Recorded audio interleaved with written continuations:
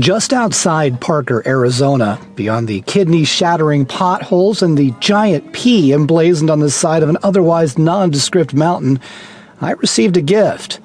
Now there's a part of me that's begun healing that I wasn't even aware was ailing me. And it's here, in the middle of the desert, that I've rediscovered humanity. Well, welcome to the vanbuildfest 2019, and my home for 2 weeks.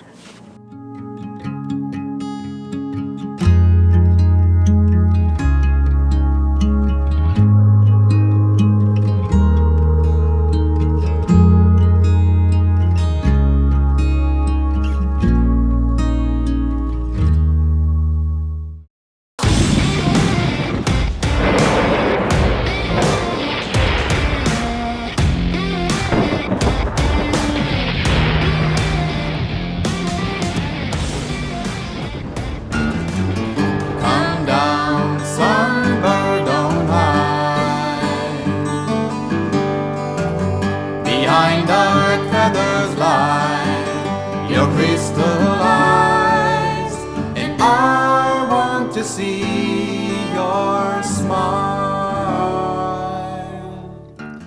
Hey everybody, it's Tim. My apologies for not posting a video sooner. I had certainly intended to do so, but I think I've got a good reason why. Anyway, the last time that we talked, I was enjoying my time with a cast of characters, basically boondocking or camping in the Blue Water Casino parking lot. Yeah, go figure. And a number of us were in sort of a holding pattern until this event had begun. The event being the van build that I noted before. I think more precisely it is the Enigmatic Nomadics vanbuildfest 2019. So before I start talking about the humanity of this event and why I got so much out of it, let me give you some background, and I'll try to make this as concise as I can. A few years back, there was a guy, his name is Jamie Dimon. He sponsors this event.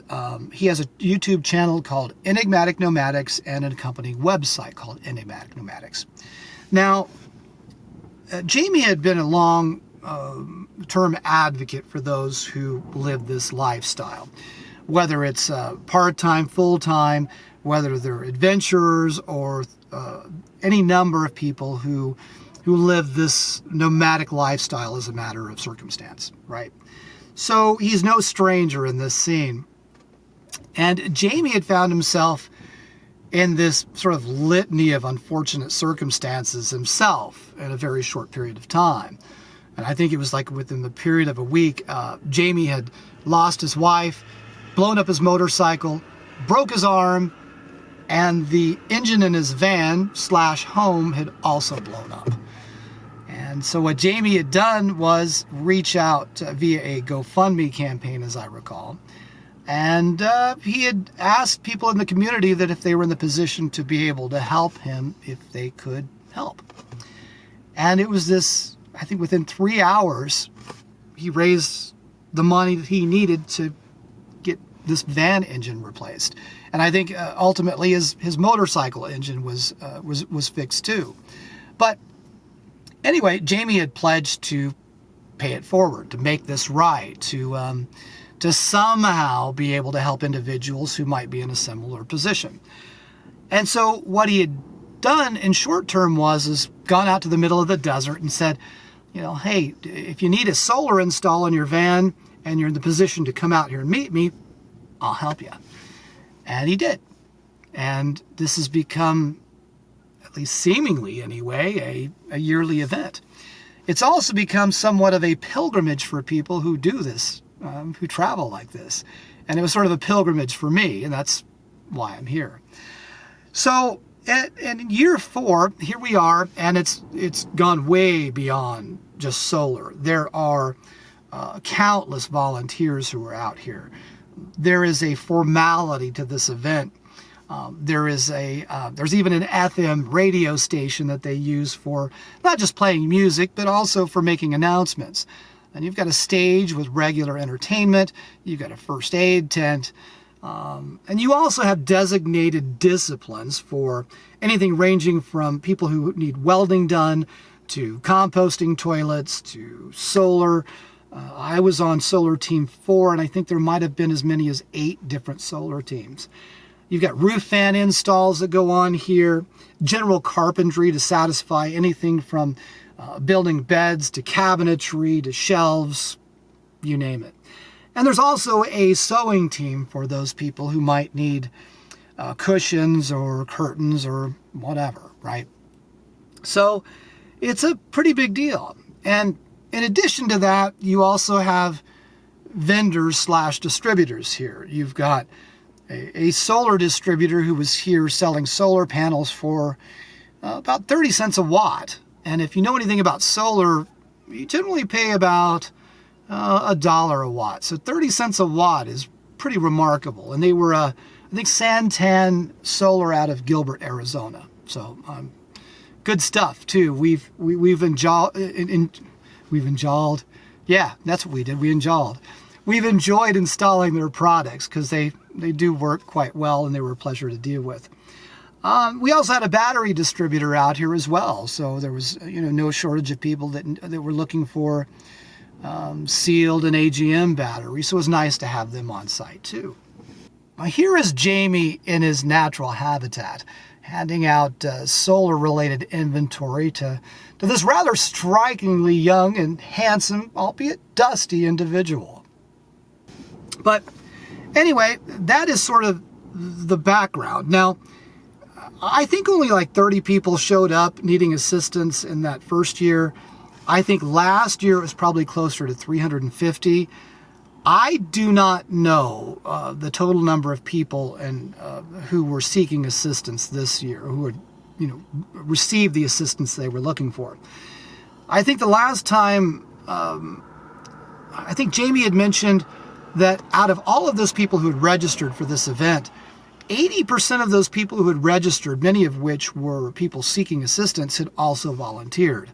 So this was very much a community-oriented event. Now, I had sent the drone up here, and I didn't even attempt counting the vehicles here, but, this is sort of a pilgrimage, too. And that's, again, that's, in large part why I was here. But I would not be surprised if during the peak there was 1,000 people here, or 1,000 rigs here anyway. But I'm looking forward to see what the total count was. So that's that's sort of the overarching context of this particular event. Now, my original intent for being here was to volunteer, and I thought I would just have a small volunteer role, and that grew. And I'm fortunate and privileged to have been able to volunteer as much as I have. But it also took away from my goal of being able to share with you how busy this event is and all of the things and all of the moving pieces. So, I did go out in the mornings, in the evenings, before the event started, and I did get some footage, and I've got some other footage too, but I wasn't able to capture what I wanted to. But I'll share with you some footage that I took, and after that, I'll talk to you about the really heartwarming stuff. So, catch you in a second.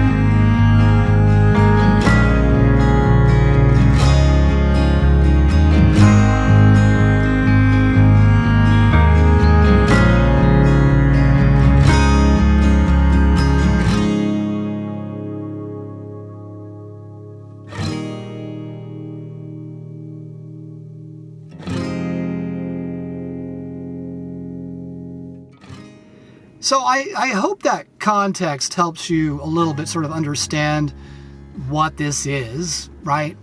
Now it's time for me to talk about the more personal side of this. I needed this. And I wasn't sure why.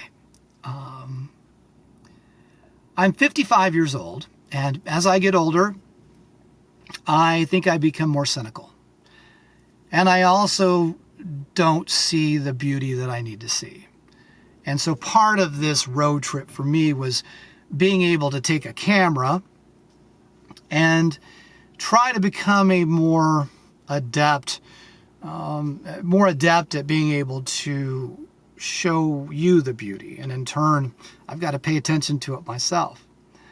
And also to become a more adept editor, because that's part of it. And of course, brushing up on storytelling skills. And so all of this stuff helps me fill a spot in my heart to be able to say, you know, look, I'm going to make an honest attempt at seeing, recognizing, and capturing what I think is beautiful. This to me was a pilgrimage, for lack of a better term. This is an important event that I wanted to come to, but I was not prepared for this to be and to have beauty in and of itself.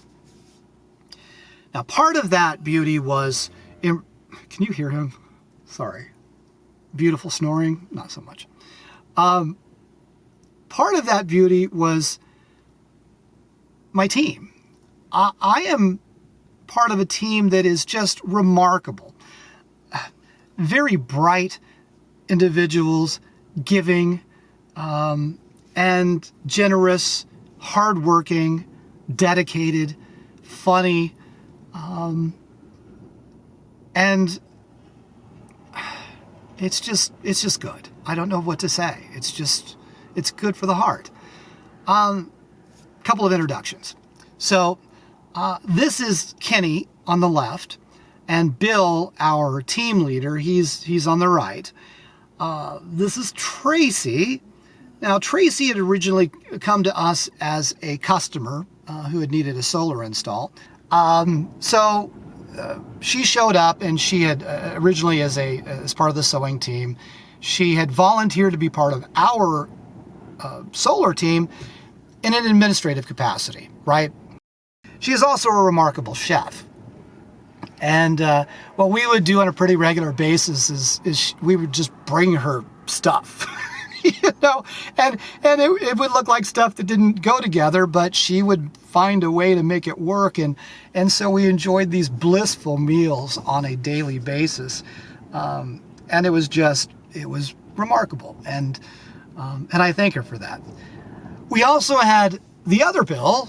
I don't know. What do you say? You've got two Bills on the team. Bill, team leader. Now, this is Bill standing out in front of a Class A motorhome. Kenny is on the inside. And the situation is this. This Class A motorhome was scheduled to come to us for a solar install. And we had some difficulty getting it here, in part because the owner of this motorhome was locked inside. The lock on the main door was broken, and she could not get out of her home. And there is a side door on the driver's side, but she couldn't get out that door. So anyway, she drove it over here. Kenny climbed in. He's trying to bust the lock open. Bill's helping him from the outside. And all of this in preparation of us being able to actually start this build. So you've got Kenny, you've got Bill, team leader, you've got the other Bill, who is helping in a vast array of projects, including construction of battery boxes and stuff like that. You've got Tracy. And there are two individuals that were regular contributors who I didn't get on camera. Again, in large part because I was kind of busy myself. And that is the stands.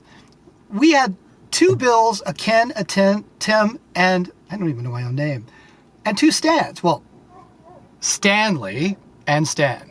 So Stanley, he was involved in just about everything that we did, and he was just a machine, a bright guy. He had come to us for his own solar install, and from there he just helped with everything, and he was a wonderful contributor.